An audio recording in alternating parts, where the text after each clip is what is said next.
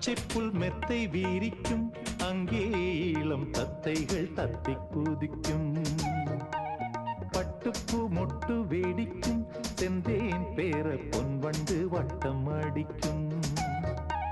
சுற்றிலும் மூங்கில் காடுகள் தென்றலும் தூங்கும் வீடுகள் உச்சியின் மேலே பார்க்கிறேன் பட்சிகள் வாழும் கூடுகள் மண்ணின் நாடை போ